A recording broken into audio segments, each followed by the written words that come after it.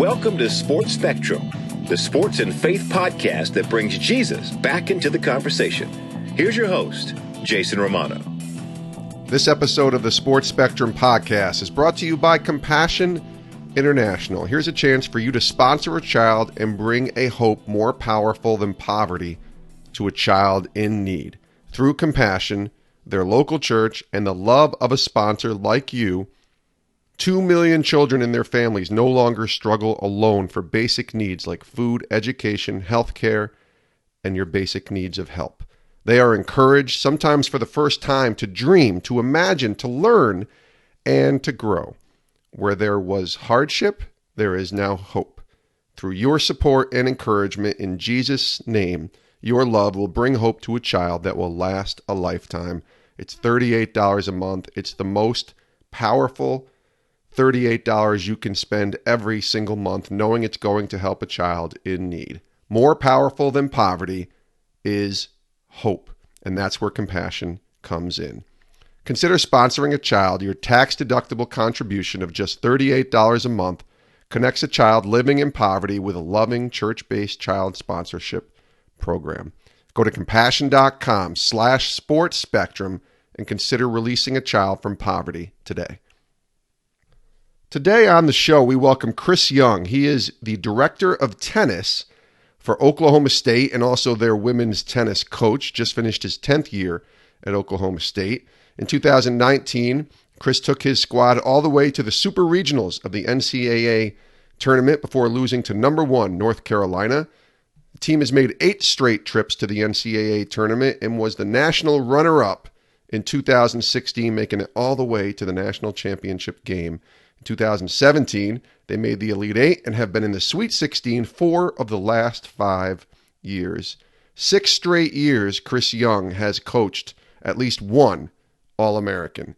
This guy knows what it takes to coach the game of tennis. And his story is a powerful one, and we're grateful to have him here on the show to talk about just coaching and what that world is like. It's a difficult world, man. We've had a lot of coaches on this podcast, and it is not an easy thing to do. Just balancing the demands of being a Division I coach and then also trying to be a person of faith, a husband, a dad. All of that comes into play.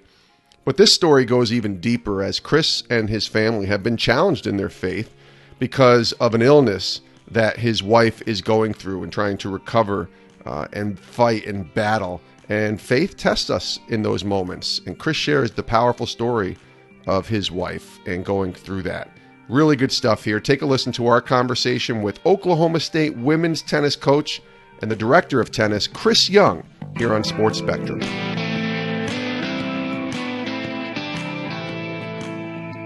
Chris, welcome to the podcast. Hey, thanks for having me, Jason. Appreciate it. I'm glad that you're here, Chris. This is our first tennis coach that we've had on the podcast, and we really try to span the spectrum of sports, for lack of a better word, with the cliche there, with what we do. And I am just fascinated by talking to coaches in all the different sports that we've had on.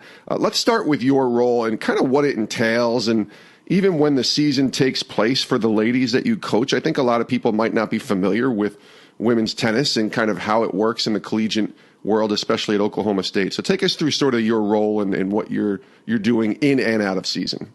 Yeah, so, my role is quite unique here. I'm the director of tennis, so I oversee both programs. I just only coach the women's side, but I do, fundraising and kind of oversight of the men's and women's programs and just kind of head that up. We have a great head men's coach, but I do a lot just administratively and some different things with both programs and just kind of everything tennis at Oklahoma State. But as far as my head coaching role with the women's program, our fall season is an individual season. So each player has their own individual schedule. They play tournaments representing Oklahoma State, but singles and doubles tournaments in probably a traditional format that people would expect. And then our spring season is our dual match season, and that's where we compete against other universities head to head. A dual match is starts with 3 doubles matches, and you got to win 2 of those 3 doubles matches, which are just one set, and you get 1 point.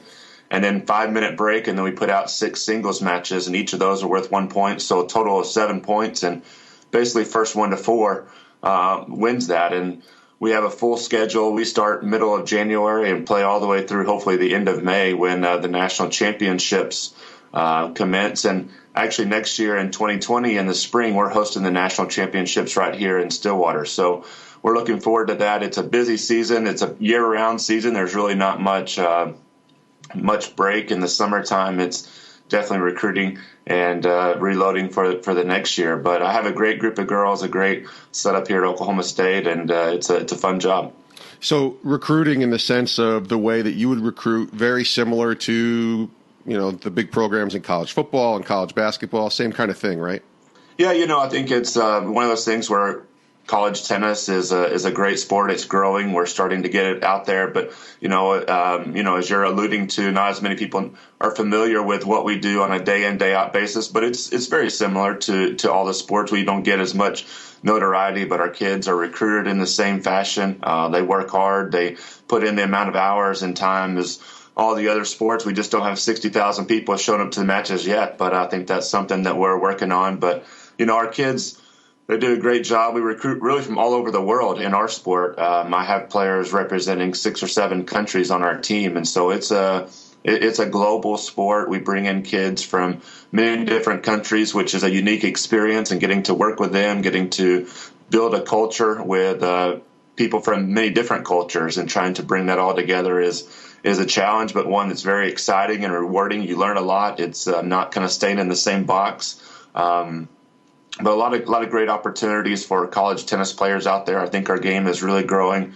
National championships started a 3-year contract with the Tennis Channel this year. So I think it's only going to continue to grow in popularity. And I think there's a lot of real opportunities out there for tennis players. And so when we recruit, we're out there trying to find the best players, not only in the country, but all over the world to come and compete here at Oklahoma State. How do you find those players? They're the ones that are all over the world. And have you actually taken trips and gone to different countries and having experiences like that? How do you find those players? Yeah, I have. And, that's the first question that most people ask me is, how do you find players from all over the world? But there's an International Tennis Federation, a global governing body of tennis. And there's, it has a pro circuit. It has a junior circuit.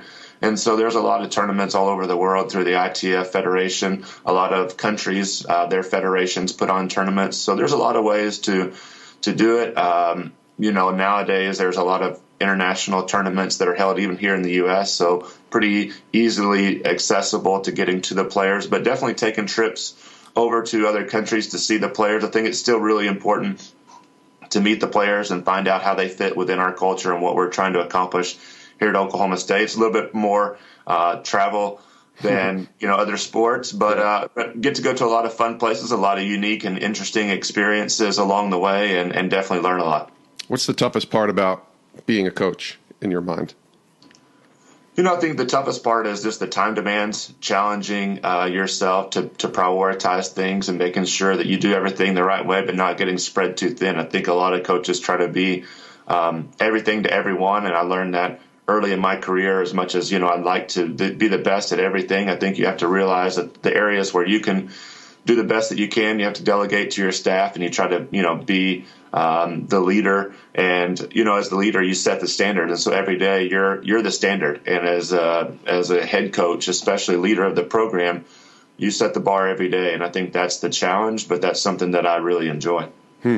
Chris Young is our guest here on Sports Spectrum's podcast, Oklahoma State's director of tennis and the women's tennis coach. When you came to Oklahoma State, and you alluded to this in the spring of 2020, they're going to be hosting the national championship in Stillwater, which is an awesome achievement, I guess.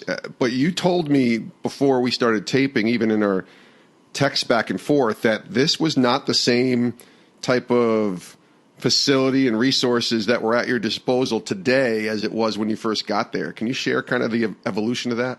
Yeah, I came here 10 years ago. I'm an Oklahoma guy. I was raised in Oklahoma, so I wanted to come back to the state and help tennis here. I'd been 5 years at Wichita State, and we'd had some success there and even competed against Oklahoma State. But when you go to a place and you compete, you don't really spend too much time looking at the facilities too much. You're just kind of in and out. You play, you compete, and you move on down the road. And I didn't really look at the facilities too much. And, when I came to interview and talk with them about the facility, I didn't ask too many questions because I thought I knew a little bit about it. And I was just excited to get started. But then I got here and found out that we didn't have any athletic department-owned tennis courts. It was the rec center that we used. There was no indoor courts, and here we play indoor tennis at least January and February each year. And so we had to find courts in Oklahoma City or Tulsa, which are both an hour away. So, imagine driving an hour one way to practice each and every day for the first 2 months of the season. It's hard to get a lot accomplished, and you spend more time in the van with the kids than you do actually on the court. So we tried to focus on building the culture and then do the best that we could when we were on the court there. But I realized there that if we were going to be a top-level program and compete for championships, we had to do something about it. There were days where I had one picture that we had a day we couldn't travel. The roads were too bad, and so we just hopped in the basketball courts of our rec center and set up chairs and hit over those. And that was as late as 2013. And then in 2014, we built a $20 million tennis facility. The athletic department challenged me to go out and raise funds for that, and we found some great donors led by Michael and Ann Greenwood, who have the naming rights to the tennis center, and other donors jumped on board. I started out just trying to get 6 outdoor courts, and we thought we would try to raise $1 million, maybe at $1.2 million, and I would raise $600,000. Our athletic department would raise $600,000. So I thought, okay, I can sell naming rights for 12 courts at $50,000, and I'll get my $600,000, and we'll go from there. And I found those 12 people, and then things just began to grow and grow, and now we have 6 indoor courts, 12 outdoor courts, and a facility that's capable of hosting the national championship. And what is exciting about that is a couple of things. One, when we started talking to our donors about wanting to build a tennis center, we talked about hosting the national championships and building a facility that would allow us to host national championships. There's not many sports in college athletics where you can host a national championship on a campus. Yeah. We've been able to host the golf championships a couple times. Actually hosted it last year here in Stillwater, and our men's golf team won when they hosted. We're hosting the cross-country national championships in the fall of 2020. So there's a few opportunities there, and we had one of those opportunities in college tennis to be able to host on a college campus. So that's what we sold our donors.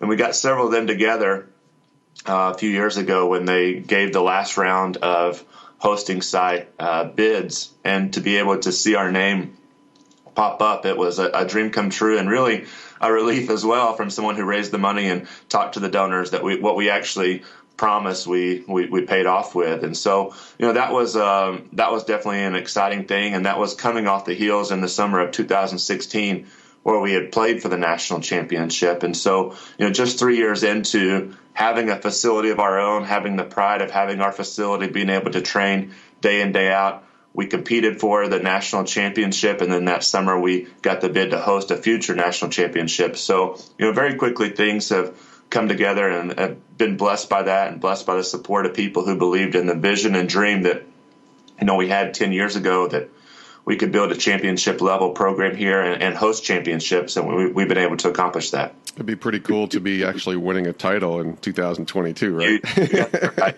There's a lot of people that think that, so no pressure, but definitely we're embracing that and excited for that opportunity. And I'm excited about the team that we have coming back next year to help us do that. That's great. Chris, why don't you share with us your testimony, your faith in Christ? I know it's central to who you are, and we love to hear testimonies. That's what this podcast is about, really. Talking sports is great, but really the deeper meeting and the place that we like to go with all of our guests is to see how the Lord has worked in the different guests that we have on life. Share with us what the Lord has done in your life, and maybe your testimony of when you made Christ Lord. I appreciate that, Jason. That's really one of the reasons that I connected with you, is just hearing so many people on here sharing their stories, sharing their faith. And it's so encouraging as a coach to associate with people, to hear about people who are athletes, coaches, who are doing things in the same field that I am and that you are, that share their faith, that are out there. And, that's who I am. That's a big part of who I am. And, in the recruiting process and in the coaching on the day-to-day level, that I share who I am. I talk to the players about being who you are and having that experience to be comfortable in our program, to be who you are. And this is who I am, and this is what I'm about. And, with our program, we have, prayer time and some different things that we do within our program before matches. And it's open to the kids to participate. And we've had such a great feedback from that. And that's really kind of my goal when I got into coaching in 2000, was to be able to share, who I was, and to be able to share my faith. I grew up in a household of believers. My father was a minister growing up, and so we moved around. We were in different places. We actually started a church as a family outside of Kansas City in a suburb called Olathe, Kansas, when I was in fourth grade. And so I kind of seen things firsthand, of people trying to start something, trying to build something, trying to share their faith, be very open and vocal about that, and been challenged throughout my life to do that. There's a lot of experiences that I've had that have shaped me, who I am. But, a lot of times you don't feel, you don't get tested all the time. And there's some definitely key moments of my faith that have shaped who I am. And one of those is, happened in the last 4 or 5 years, as I shared a little bit with you, that my wife has contracted an illness that's very rare. And, you think that you're strong, that you have faith, and you talk about all the things that we're supposed to say with people of how you're going to act and react in tough times. But, for the last 4 or 5 years, seeing her struggle with a condition called MALS, which is a nerve condition that really restricts the blood flow to the digestive system whenever her nerves were inflamed. And basically eating or drinking anything becomes a problem, and that type of pain can last, at 1-2 days at a time after it happens. So, to see her kind of go through that and to not really have a lot of answers. We've been through the Mayo Clinic. We've been to many doctors around this area and just had multiple surgeries. Your faith really gets tested right there. How much do you believe in the things that you've always told people? Because sometimes it's not something that happens real quick. It's not just, I say a prayer here for something that's going on, and the next day or so it's solved. And so I think that's really challenged us to our core of really we're gonna really be who we've always said we are to these kids, to these players, to the people that are around us. We talk about having faith in difficult moments and really believing that God has a plan and that He's going to work in our life. And even in the difficult moments, it's easy to say that, but I feel like we've really been challenged a lot and are still being challenged in that way these last 5 years. So when you talk about my faith and my testimony and who I am, I'm just a person that is trying to get things right, trying to lead people to Christ, trying to share my faith and to show people that you can be a person of faith who's out there and who's having success in the athletic environment. But at the same time, there's still challenges. And even though when times are good, these last 5 years have probably been my most successful times as a coach. My wife was in the hospital for the majority of our 2016 season, and that was the year that we played for the national championship against Stanford, and actually had a match point to win the national championship and came up a little bit short there. But, in the weeks leading up to it, she's in the hospital on IVs. She had lost over 30 pounds and was just trying to hang on to any nutrition that she had. And so, there's a lot of challenges when your career is at the height, but maybe your personal life and your family life is being challenged in different ways. It's kind of a balancing act there. And sometimes, we think that everything's just going to all come together at once. But while one thing is coming together, you're being challenged. And those are things that happen sometimes in the public view. And sometimes you never know what somebody is going through. And I think that's the biggest thing that I've learned is you never know when you look at someone what they're really going through. A lot of people saw my career taking off and our program here really taking off, and all the things that we had dreamed about 10 years ago when I came have now come through over the last 4 to 5 seasons. But at the same time, what they don't see is the day-to-day personal struggles that we've had as a family and searching for answers there, and really not having answers, but having to rely on the faith that we share and that we talk about with others. We really have to rely on that and make sure that that's coming to the forefront as we talk about. Those difficult seasons that come with all of us, obviously, and certainly with your wife going through that. Did you allow yourself to be angry at God, or just kind of take a step back? I'm not saying fall away from the Lord necessarily, but just allow yourself to question what's going on and even to breathe, because that's a lot to kind of carry on when you're going through what you're going through with your wife, but also trying to coach and the responsibility that you have to your players and your job. Can you walk us through a little bit of that? Yeah, I think that, you go through all the emotions. I think we're still going through all those emotions. And I think that's been the challenge for us from a faith perspective is, we both grew up with, believing households and were baptized and came to salvation in our way, each of us our own at a young age. And so we, it's just something that this kind of a part of who we are. And sometimes maybe when you grow up as a believer and having that faith kind of passed down to you, it's maybe something that's not your own and that you don't have as so real until you're kind of thrown into the fire. Maybe there's other people out there who are listening, or other people who, came to faith maybe at a later age after different things, and they have all these experiences that kind of shaped them, that made them see what their faith really is. And sometimes when your faith is, passed down to you through family and through generations, and it's kind of what you know, and maybe it doesn't become your own until you really get tested. And, I think that's what we've gone through, and that's what we've faced. There's been times where we've had all the emotions of, whether it be anger, whether it be questioning, whether it be, some moments of doubt of like, how is this really helpful? Where's the end in this?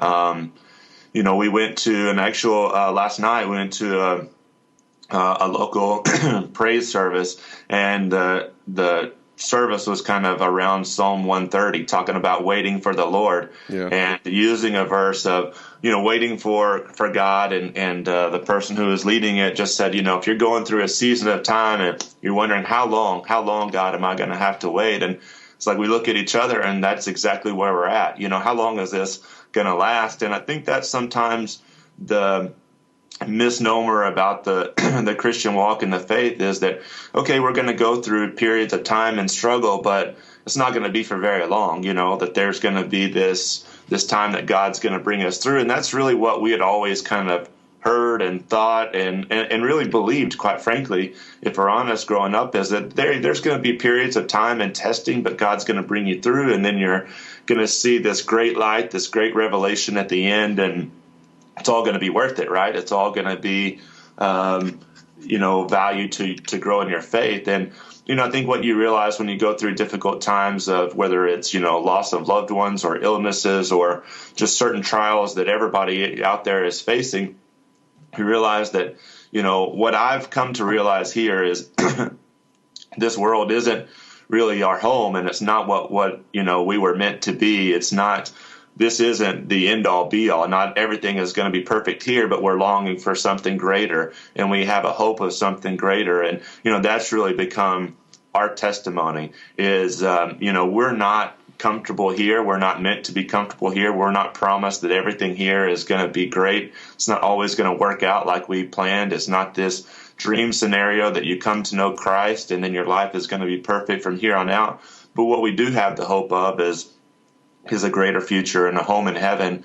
And, we're looking forward to something that is going to be perfect, something that is going to be greater, something that is going to be, that reward. And so while we go through trials and tests here that we don't really understand, that's the only perspective that you can cling to, that you can have. And that's extremely difficult. It's so easy. We talk about in our home, it's easy to talk the game. It's a lot more difficult when you're really faced with the fire and the testing, to be able to do it on a day in, day out basis when, you watch someone next to you struggle and you really can't help them. It's a challenge. How is your wife doing? How's she doing today? She's going through a period of time really struggling right now. I actually just had yesterday another CT scan and trying to find out, exactly if this ligament that restricts the blood flow, where it's at and what has happened. We have a surgeon in Connecticut, in Stamford, Connecticut, who has dedicated his his career now to this. We actually found him, ironically enough, through we were just searching online. We had been to the Mayo Clinic. She had had a surgery. They told us basically this is a condition you're just going to have to manage the pain for the rest of her life, and maybe through feeding tubes, maybe through other things. And we said, we're going to keep searching for answers. And through some searching on the internet, we found a New York Times article about this mystery illness. They have these mystery illnesses that people have that they write in, that they talk about, and it's like solving a mystery illness. And they kind of go through, and this was this illness that they had documented, and a doctor in Connecticut had basically dedicated his practice now to solving it and to surgically trying to come up with an answer. And so we got in touch with him. He was great. He performed the surgery. Will be 2 years ago in August, and for about a year, things really were great. It seemed like that they were going good, and then a few things started to pop back up, and then really actually during this last tennis season from January on, it's been a struggle that's continuing to be an everyday thing now. And so reaching back out to him and some other experts in the field, we've been going through a lot of testing, and it just seems that, all these tests come back normal. It's just one of these things that the day in, day out testing and the studies that they're doing, it's hard for people to really find exactly where the answers are because this is not a very common illness. So I had that yesterday. Of course, the results from the radiologist came back normal, but sending those off to him today and seeing what he can do and just keep searching for hope and for answers. And, that's my job in this situation, is to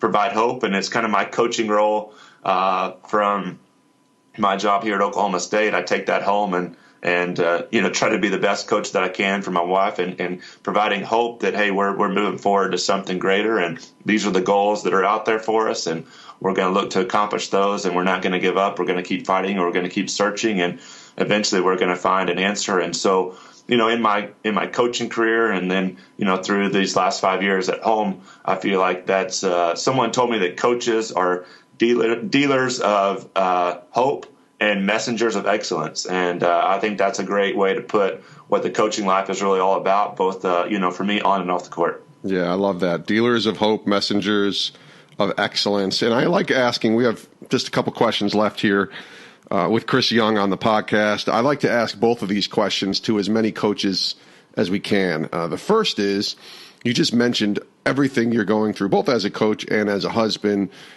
pouring into your wife and being there for her, pouring into these young people that you're coaching through tennis. So who's pouring into you? How do you stay fed in your faith, and how do you stay grounded? Obviously, that devotional time on our own is important, but it's also important to be around other people that can pour into us. How do you do that?